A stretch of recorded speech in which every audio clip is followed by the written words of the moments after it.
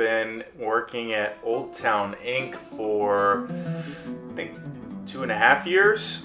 But I've known Jesse, the shop owner, for I think seven or 8 years.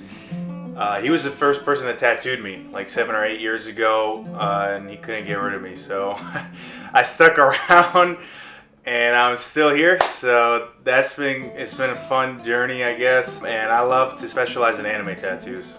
That's my favorite thing to do. Full color.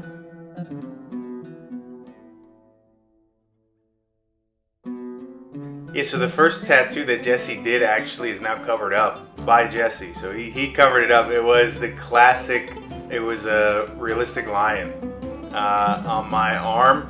It was here, and we covered it up with an anime character. This is King from One Piece. So you can't see it now, but that was the first one. When I was a kid, I grew up watching anime. I mean, I still remember when I was like 5 years old, 6 years old. At night I know Toonami was when I was a little bit older. I don't know what channel it was on. Maybe it was Toonami even when I was really young. But I would just have Dragon Ball Z on. That was like one of the first anime that I really watched. The original Dragon Ball Z. One Piece, when it first came out, I think I was a little older. But basically my whole childhood I just watched these different anime on Toonami and all these different channels. And I just stayed interested in anime. The older I got, I would still kind of watch here and there. I liked nerdier video games and hobbies. Like I collected Yu-Gi-Oh cards too when I was younger, and that all stuck with me. And I also drew a lot when I was a young kid. I loved to draw Dragon Ball Z characters when I was a little kid.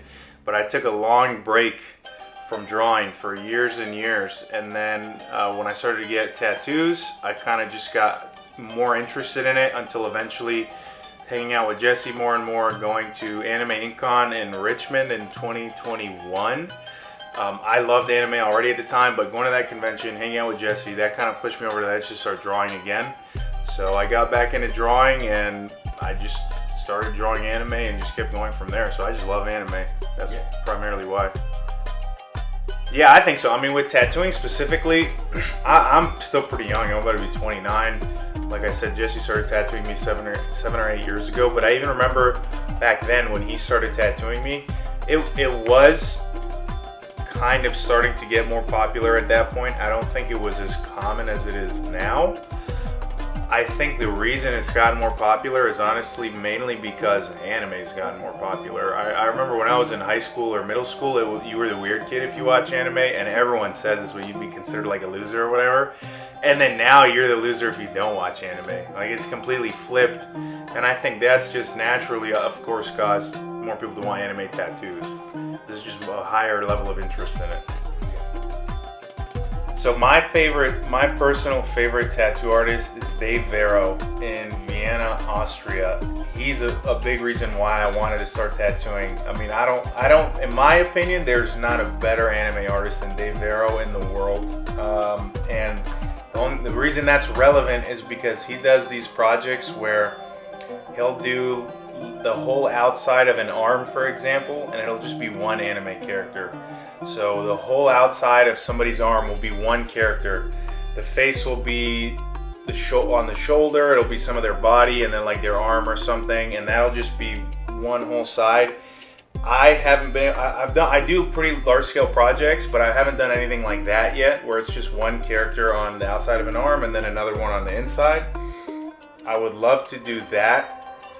And then another kind of project that he does that I also really enjoy doing are the fight scenes. So he does a lot of fight scenes in anime, like on legs.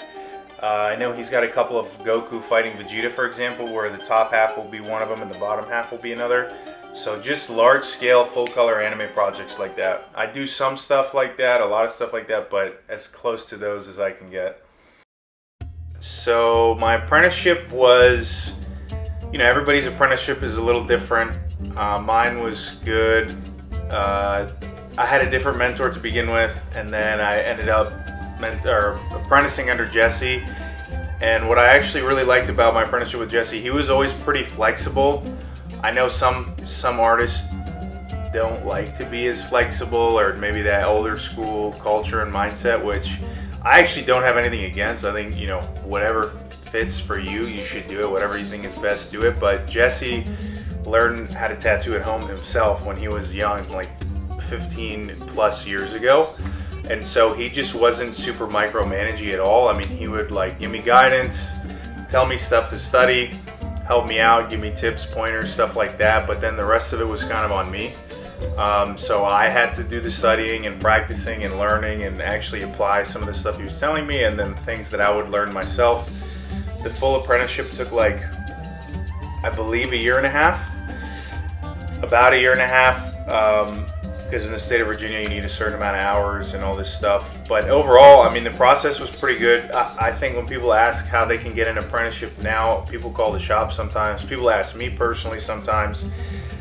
I don't think the best way is just to go to shops and show your portfolio or call shops. I honestly think that's like one of the worst ways. I think it's better if you actually get tattooed by artists that you like and develop a relationship with them first, and then kind of slowly bring it up. Because if you're cool with that person to begin with, even if they don't want an apprentice, they're not just going to shut you down. If you're cool with them, they'll try to help you find someone else who can take you on, or they'll, if they are interested, they'll have a higher level interest because they're cool with you. So my advice would be to get tattooed. If you want an apprenticeship, you should be getting tattooed by artists that you like and look up to. The first tattoo I did on somebody was on one of my barbers. So I've had 3 barbers in my adult life, Caro, Justin, and now Carlos. This was on Justin. So Justin cut my hair for a few years. He also loves anime. He's got a lot of tattoos. He has a lot of, I mean, his own words, bad tattoos or unfinished tattoos. He's got good tattoos, but I knew him as I was going through my apprenticeship, and I was tattooing on fake skin, and he was following all that, saw my drawings and work and stuff like that. So when the time came, he was just willing and was down. So he asked if he could be the first person to tattoo, and we did. It's funny, I never even finished it. We never finished it, but it was a Zabuza on his calf, Zabuza from Naruto. It was, you know, obviously now I look back and it wasn't a great tattoo, but I think that's kind of part of the fun. My ideal client, there's a few things that I appreciate for sure. This is a fun, interesting question. The first thing is you should fully trust me. You should look at my portfolio. You should book me because you like my style, you like my portfolio, and you fully trust me. I think if you feel the need to micromanage your artist, you're not booking with the right artist. That's my personal opinion. I think if you're too picky with the tattoo that you're getting and the design that you want, and I don't mean having preferences, but just like, you know what I mean, being way too picky, design has to be super specific and all this kind of stuff, you're taking away from the artist's ability to create a higher quality tattoo for you because you're taking away their creativity. So that's one thing, is just fully trust me if you're gonna book with me. And if you don't trust me, then just don't book with me, I don't mind. The other things would be, I'll keep it kind of short, but you asked on time. I think being right on time or like 5 minutes early is cool. That's always good. If you come way too early, sometimes I'm not even here yet, or you're just gonna be hanging out while I'm setting up or something like that. So it's honestly, I just kind of feel bad for you if you come super early. The best way to contact me, honestly, I'm pretty responsive. Instagram, email. I have a booking form. That's my preference, is if you use the booking form. I get sometimes people have questions though, and the booking form doesn't let you really ask questions that well. If you know what you want, go through the booking form. If you have questions, you can DM me on Instagram or email me. Instagram is Ink by Hero, ink_by_hero, and then email is really simple, inkbyhero@gmail.com, no spaces or anything.